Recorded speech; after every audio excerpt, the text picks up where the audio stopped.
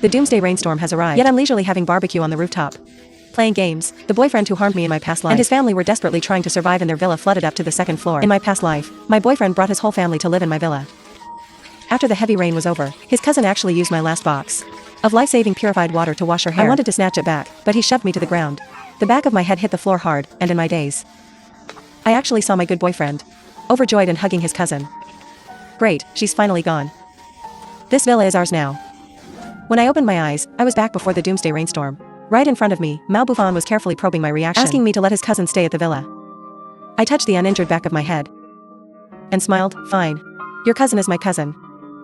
Mal Bouffon came from an ordinary family, while I, though orphaned, fortunately had outstanding abilities. Right after graduation, I received an offer from a big company. Not long ago, I also received a windfall, inheriting 8 million yuan from a distant relative abroad. In my past life, to get his family to move in, he acted a tragic story for 3 days and nights, only short of kneeling for me. In this life, I willingly offered the pillow. The Mal Bouffon before me instantly lit up with joy. Xiaoyi, you are truly wonderful. But then I threw out the bait. Oh right, Bouffon. Actually, I haven't fully paid for this villa yet. The housing agent is pressing hard. I still owe 800,000 yuan as the final payment. Do you think we can figure something out together? When the property deed is done, I'll add your name. 800,000 yuan. For 800,000 you can get half of this multi-million villa. What a bargain. Mal Bouffon was stunned. His eyes sparkled. Without thinking, he blurted out that he would sell his apartment in the city to help me raise the money. I feigned panic and reminded him that it was his uncle and aunt's hard-earned money, bought for him as a marital home, but he remained righteously confident, saying it was all for our better future. Xiaoyi, don't worry, the money will be transferred soon. Looking at that smug face of his, the smile at the corner of my mouth froze completely. Mal Bouffon, in the last life, your apartment in the city center high-rise was in the first area to be rescued. In this life, since you like my villa so much, then trade your safe zone for it. I want to see when the flood submerges the first floor, when you run out of water and food with nowhere to retreat, whether your loving family will, in order to survive, be even more miserable than I was in my past life. Mal Bouffon's efficiency, driven by the lure of this big villa, became unprecedentedly high. He couldn't wait to list his city center marital home. Yet he never imagined that the mysterious buyer was actually me. Right after I anonymously bought his apartment, the 800,000 yuan was transferred into my account. I continued painting him a bright future, saying that once his parents moved in, I'd immediately add his name to the deed, and asked his parents and sister to bring more supplies. The main idea being a long-term safe stay. Hearing my words, Mal Bouffon was almost ready to take off with joy. After all, in his eyes, I was still that love-blinded fool from the past life, who could be easily manipulated, and wouldn't even dare speak up when bullied by his sister. But in this life, I'm done serving him. I'll take the 800,000 from the scumbag selling his house, add my own 1 million, a total of 1.8 million, to start my immersive doomsday stockpiling. 3 days until the global rainstorm countdown ends. Time is short and the task is heavy. Every second is a race against doomsday. This time all my supplies will be stored in my newly bought city apartment. The first step is the source of life, water. In the last life, that dirty water mixed with the smell of rot, it would cause skin ulcers upon contact. Clean water is the only guarantee for survival. There's no time for a sewage purifier. I directly purchased finished products, using the excuse of a new community group buy store opening. I contacted the largest local drinking water wholesaler. 50 boxes of bottled mineral water for daily drinking, and barrels of purified water for cooking and emergencies. I paid generously. 2 large trucks drove straight to my building. I even paid extra for movers to carry the water upstairs load after load, until one bedroom was turned into a fortress of water. Step 2, the source of joy for dry prisoners, food. A 120 square meter apartment. Every inch of space must be calculated precisely. I gave up on delicate vegetables entirely. My goal was high calorie, long shelf life, easy to store foods. Using the same excuse, I contacted the food wholesale market. Staples must be carb bombs. 50 bags of 20 caddy vacuum packed rice, 20 bags of flour, neatly stacked along the corners of the second bedroom. Instant noodles in various flavors, dried noodles, and spaghetti stuffed into every kitchen cabinet. Of course, these were just appetizers. The real joy lies in canned food. After all, there's nothing a can of yellow peach can't fix. Also green bean cans, peanut milk cans, luncheon meat cans, canned squid and black bean sauce. I ordered over 100 boxes, taking up more than half the living room. Lastly, my spiritual food is also essential. Self-heating hot pots, snail noodles and spicy hot pot, plenty of them. Step 3, daily necessities and medicines. I went to the supermarket and directly stocked 20 boxes of toilet paper and tissue paper, wet wipes and toothpaste, soap and shampoo, none could be left out. Alcohol for disinfection, iodine, povidone, and antibiotics, cold medicine and stomach medicine, band-aids and gauze. I also filled an entire medical box. After all, in doomsday times, Small illnesses rely on enduring, big ones on lying down, the less left to fate. No one knows how long this rain will last. Step 4. Energy and tools. A high-rise apartment without power becomes a vertical prison. I must have light and electricity. 2 high-power outdoor portable power stations. With foldable solar charging panels. As long as there's sunlight. I can binge shows and play games. I bought these locally. With expedited delivery, also a portable gas stove and 30 boxes of gas canisters, to ensure I can always have a hot meal, my dignity. High-powered flashlights, a stock of batteries. A fire axe and military shovel. And a German toolkit right by the entrance. Sometimes a sense of security is just these iron tools. After 2 days. Spending 1.8 million in cash left me feeling refreshed. I must admit, Mao Buffon had a decent eye. This newly completed community perfectly avoids everyone's attention. It's practically a stockpiling base tailor-made for me. Leaning against my mountain of supplies, I finally let out a long breath. Everything is ready, just waiting for the rainstorm that will judge all. Mao Buffon will never imagine that the house he sold became my strongest fortress, while the villa he longed for will soon become a luxurious water well for his whole family once everything was prepared. Mao Buffon brought his family over. At this moment, most regions of the world had just started raining. People hadn't realized the crisis was approaching. Yet his family was already complaining. A yellow taxi stopped at the villa gate. His sister, Lu Yunyan, jumped out first, looking at the sky with disdain. What kind of lousy weather is this? It was sunny when we set off. And now it's raining. His parents followed right behind, looking displeased. Why didn't you have Xiaoyu drive over to pick us up earlier? Making us come like this in the middle of the night. They walked into my villa dripping wet. As if they were the owners. In my past life, faced with this, I would only be awkward and helpless, but in this life, I took the initiative to greet them with a smile. Uncle, Auntie. Ruyan, Dilua, you've worked hard. The rooms are ready for you. In the largest and most luxurious room on the first floor. I led them to the guest room on the first floor. His mother glanced around. Although spacious, once she heard it wasn't the master bedroom, her face still showed displeasure. During dinner, that displeasure reached its peak. Mao Buffon, his mother poked at the stir-fried broccoli on her plate, with an unhappy face. Xiaoyi, we came from far away. And you serve us just these greens and radishes? Just looking at it kills my appetite. I looked at their ugly faces and felt a chill in my heart. In my past life, I was pushed step by step into a dead end like this. In this life, the real show is just beginning. Lu Ruyan added in a coquettish tone. Yes, sister-in-law, my brother said your villa has everything. I just saw frozen king crab in the kitchen. Why don't you make some for us? So I can take a photo and post it on my moments. Mao's father's eyes had already drifted to the wine cabinet in the living room. Buffon, your girlfriend has that bottle of premium 82 red wine. Why not open one to taste? Since we're already here, don't be so stingy. Sure, I'll go make it. I turned and walked toward the kitchen. But as I passed the entrance, I casually picked up the car keys from the coffee table. Lu Ruyan asked cautiously, Sister, where are you going? I placed a hand on my forehead, my body swayed slightly, and my face turned just the right shade of pale. Even the Oscars owe me a little golden statue. I lowered my voice suddenly. Feeling terribly dizzy, maybe I'm just exhausted, I need to go to the hospital. The faces of Mao Buffon's whole family instantly darkened. Getting a fever now? You sure picked the time. Intentionally keeping us from having a good meal. His mother muttered under her breath, while Lu Ruyan laughed gloatingly, Sister. My brother's been drinking, so he can't drive you, and the rain is getting heavier. I think all the ride-hailing apps have stopped. How about you just walk there yourself? Might as well get some rain, to cool the house down. I nodded cheerfully, opened my umbrella, and walked straight into the pouring rain without looking back. But I didn't head for the villa's front door. Instead, I turned and pushed open the door to the underground storage room. I walked straight to the villa's main water purification system pipes. Found the main valve. Grabbed a wrench from the nearby toolbox. And struck the valve connection hard. The valve snapped cleanly. A small spurt of water gushed out, then quickly went silent. Don't you love drinking water and soup? Didn't you want to wash your hair with my life-saving water? Well, I want to see. When the last drop of bottled water is gone, if you'll drink the water from the toilet, just to stay alive. I lay comfortably on the big bed, watching brainless short dramas, with snacks piled beside me. I had no plans to go out for the next few days. I reached out to pet my cat. In my past life, Lu Ruyan and Mao Buffon cruelly threw him out, but this time is different. I'd long since prepared cat food and litter. My cat and I will both be safe. And better than short dramas, there's a real show to watch. I turned on the villa's surveillance cameras. On the screen, Mao Buffon's family were still complaining that I was an unfit hostess. They hadn't even noticed that not a single drop of water was coming from the taps. Meanwhile, his dear sister Lu Ruyan was rummaging all over my house. I remembered clearly. In my past life, she did the same thing, taking my designer bags and posing for photos in my villa, then posting them on moments to show off, always with the same caption, a villa and a handbag from my boyfriend. So happy. But she didn't know that it would be pushed to nearby people. And I saw it that very night. Yet when I told Mal Bouffon, he actually scolded me instead, my sister, having a little vanity. So what? It's just a photo. Don't be so stingy. But in this life, I moved out everything in advance. Designer bags and luxury goods. Don't even think about it. I only left them a 3-piece bedsheet set. Sure enough, after sweeping through the villa, Lou Rian found nothing, but she still wouldn't give up, and began madly taking selfies with my chandelier and spiral staircase. I guessed her casual villa brag post was about to go up again.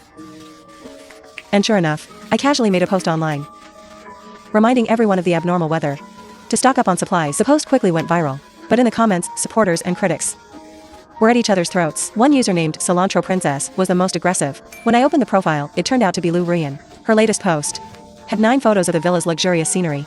Under that reply was a flood of praise saying, "Sister not only has money, but also knows how to live well."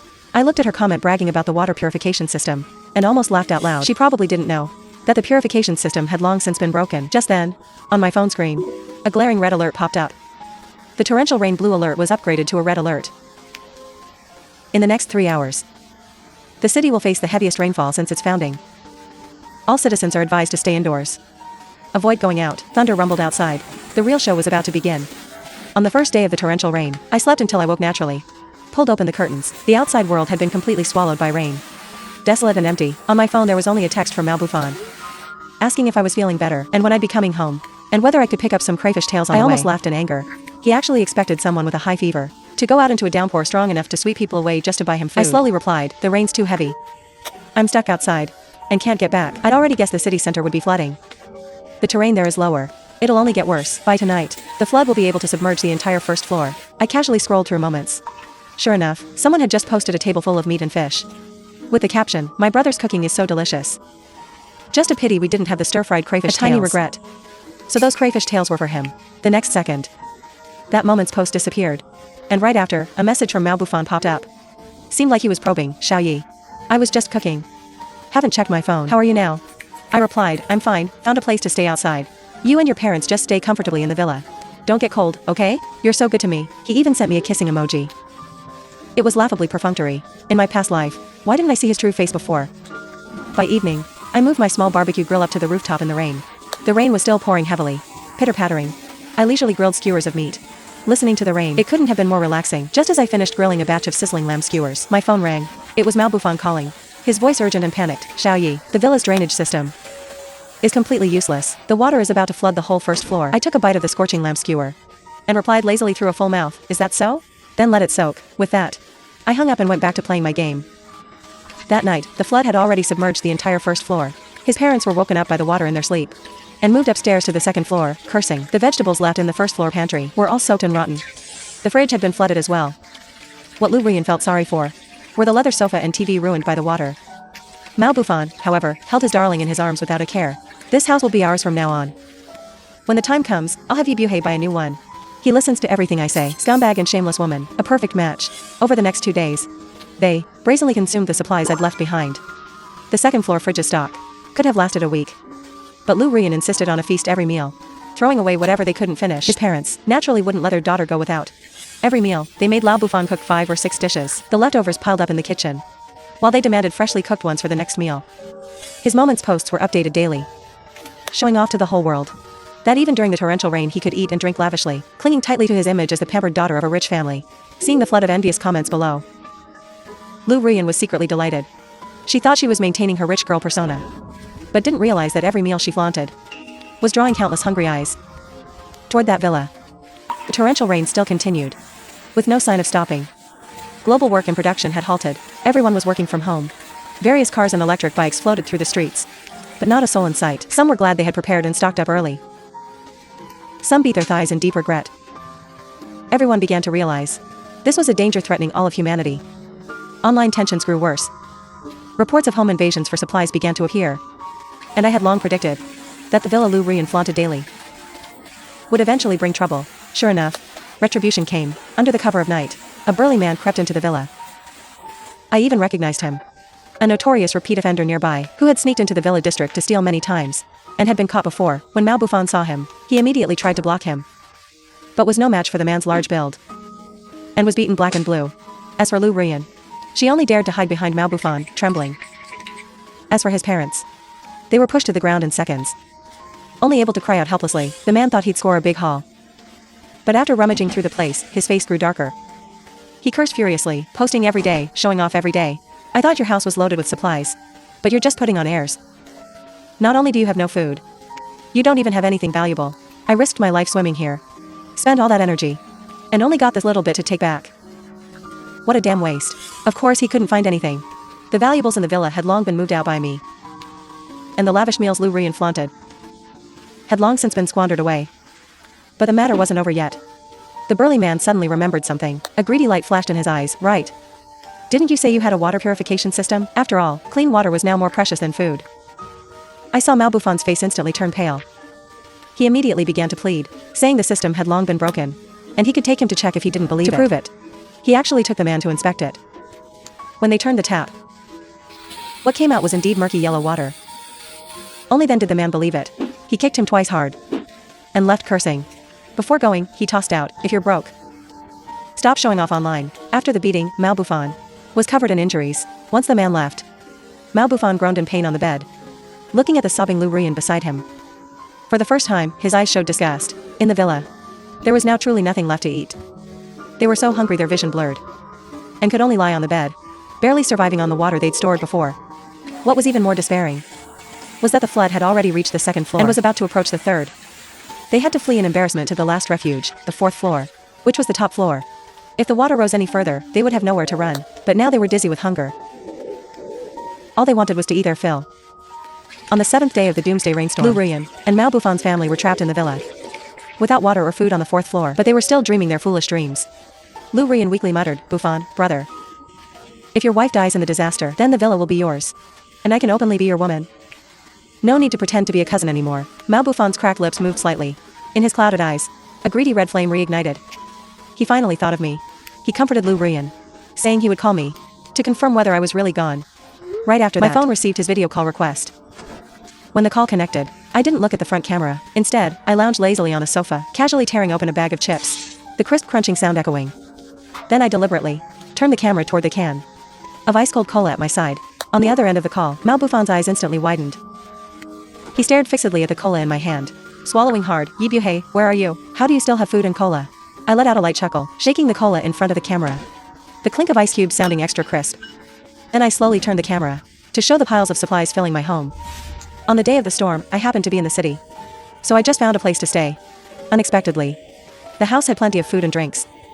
Immediately he told me to take apart my windows and doors and deliver them to him by boat. He truly didn't see me as a person at all, wanting me to deliver food to him. In such terrible storm weather, I couldn't be bothered to act anymore. I directly switched my phone camera toward the highly recognizable decor of the room, slowly panning around. I softly asked, "See clearly now? Do you know where this is?" On the other end, Malbuffon's expression shifted from greed to confusion, then to shock, and finally to utter dread. Of course he recognized it. This decor, this layout, wasn't it the house he had sold to raise money to buy my villa? The house he had hastily sold? Only then did he realize I had played him. He instantly flew into a rage, shouting in the video that I tricked him out of his house. "But wasn't it you who first coveted my villa? That 800,000 yuan. I transferred every cent to you without missing a penny." He cursed me incoherently in anger. So what if I was vicious? The more furious he got, the more comfortable I felt. I hung up the video call, blocked him without hesitation, then took a sip of my fizzy, icy, happy fat house water and rubbed my cat's little head. So nice. One person, one cat, one house. Though something still felt missing. Oh right. Hot pot. Let's do it. I immediately brought out a brand new induction cooker and a dual flavor pot. From the fridge, premium marbled beef slices, lamb rolls, handmade shrimp paste, beef balls, squid balls, and from the fresh section, fresh vegetables with dewdrops still clinging to their leaves, paired with minced chili, garlic and coriander, chopped scallions, a spoon of sesame oil, a spoon of vinegar, a spoon of soy sauce, and a little sugar to make a perfect dipping sauce. Soon the hot pot was bubbling away. The red broth boiling, the white broth fragrant, the rising steam chased away all the damp chill brought by the storm outside. Here I was enjoying my delicious hot pot, while over at Malbuffon's side, the atmosphere had dropped to freezing. The three of them were already so hungry their vision blurred. Only a few bottles of precious water remained at home. But come evening, just as the maid trembled as she went to check the life-saving water, she saw a scene that made her collapse. Lou Rian was secretly using the last of the life-saving water to wash her hair. The maid let out a heart-wrenching scream. "You heartless woman. What are you doing?" Malbuffon rushed over like a tattooed beast, and when he saw the scene, the last thread of reason in his mind snapped with a loud pop. He and his parents had lips cracked and bleeding, yet wouldn't take a sip. And she actually used it to wash her hair. Was she trying to make everyone die of thirst? He went mad, rushing over and snatching the water bottle. The two immediately grappled together. Lou Rian screamed, "It's just a bit of water. I haven't washed my hair in 10 days. My scalp's so oily I can't stand it. In the chaos, Malbouffon shoved Lou Rien away. She stumbled into a cabinet that was already about to topple. Down spilled several packs of compressed biscuits and bags of beef jerky from the hidden stash behind the cabinet, scattering all over the floor. The air instantly froze. Turns out, all these days of gut-wrenching hunger were only for the rest of them, while Lou Rien had been secretly eating all along. Behind their backs, with her secret exposed, she simply broke bad completely. Face twisted in defiance. That's right, if a person doesn't look out for themselves, heaven will punish them. What, you want me to starve to death with you? These words completely burned away Malbouffon's last shred of humanity. He exchanged a glance with his parents, and saw the same cold resolve in their eyes. Since you want to live alone, then go live alone. They dragged her to the window together. Amid her screams, they flung it open. Soon the outside returned to silence. And I just quietly watched it all unfold on the surveillance feed, then expressionlessly turned off the screen. The next day, the muddy floodwaters had completely submerged the 3rd floor, and were closing in on the 4th. On the camera feed, Mal's father was extending a salvaged fishing rod out the 4th floor window, a piece of moldy biscuit tied to the line as bait, hoping to catch something. Even a fish dazed by the flood. Hours passed, and aside from the occasional floating garbage, nothing was caught. While on another camera feed, their beloved son, Malbouffon, was like a rat in the gutter, secretly plotting his own escape. He began secretly collecting every empty water bottle he could find, using tape and rope taken from various pieces of furniture. He wrapped them tightly, bit by bit, onto the thick door panel he had removed from his own room. He worked very discreetly, even guarding against those he treated like treasures, his own parents. I held a cup of hot milk and watched him on the screen with amused interest. Ridiculous. By evening, the flood had crept into the 4th floor, waking Mal's mother in the cold water. She instinctively rushed to her son's room. The door to her precious son's room was unlocked. She pushed it open, only to see Malbouffon sneakily shoving something under his bed. A strong sense of dread filled her heart. She rushed forward and lifted the mattress. The ugly makeshift escape raft was exposed before her eyes. Mal's father arrived as well. The two of them looked at their son in disbelief, their eyes full of shock and hurt. However, Malbouffon's expression was unnervingly calm. Mom, Dad, I just want to survive, that's all. After saying this, he didn't look at them again, ignoring the heart-wrenching cries behind him. He dragged that so-called boat and resolutely jumped out of the window. He thought he was about to embrace a new life. A look of wild joy even appeared on his face. The next second, a huge black shadow burst from beneath the water, crashing toward him. It wasn't a wave at all, but a car swept up by the flood. The door panel shattered instantly. Only his final short, desperate cry remained. Mom, Dad, save me. On the surveillance feed, father and mother could only watch their son swallowed by the flood. Mal's mother's eyes instantly went blank. She screamed and actually jumped out of the window after him. Mal's father froze for 2 seconds. Looking at the empty space outside the window, he gave a bitter smile, then also disappeared from the window's edge. I quietly watched the screen, watching as the 3 figures vanished completely into the darkness. Everything returned to silence. The whole world was finally peaceful, but just then, a faint voice came from outside the window. The loud sound pierced through the mist, carried by static, yet incredibly clear. There are still survivors in the community. Please use something brightly colored to make a mark by the window. It was a rescue team. I rushed excitedly to the window. Using all my strength, I tightly tied a brand new bright red bedsheet firmly onto the window frame. That vivid red, in this gray, bleak world, was the only color, the color of rebirth.